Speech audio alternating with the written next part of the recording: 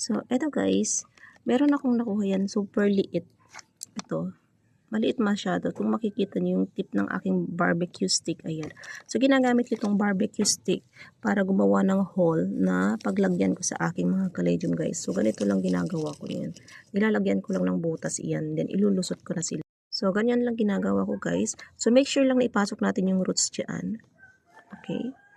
Then, hindi mo na kailangang idiin naman yung moisture para sa pag-cover dyan. Kahit i-ano mo lang ng konti. Guys, ang hirap kasi isang kamay ko lang. Ayan. So, parang tatakpan na lang natin ng ganan. Okay. So, ganyan na lang siya guys. So, hindi mo naman kailangan ng idiin kasi yung roots nila, bahala na sila kung saan sila kakapit. As long na natakpan mo lang yung roots nila para mas mabilis lumaki. So, ayan. So, meron naman tayong super liit dito. Ito nga. So, kung tutuusin, mga ganito is magandang irapat na rin guys. Kasi, kahit ipatong lang natin yan, okay lang siya guys. So, yung ganito, gagawin ko lang dito, ipapatong ko na lang siya kasi super liit niya. Yan.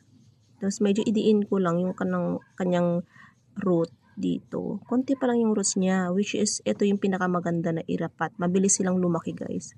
Pag ganyan. Yan. Tapos, iganon ko na lang. Ganyan na siya. Ipatong lang ninyo. So, hindi na kailangan pang ayusin ng gusto kasi ito, tatayo din naman mga yan.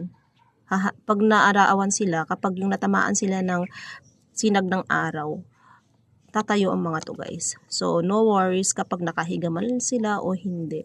As long na yung roots nila is naipasok na ninyo or natakpan na ninyo yung roots nila. So, yun lang. Ganun lang guys.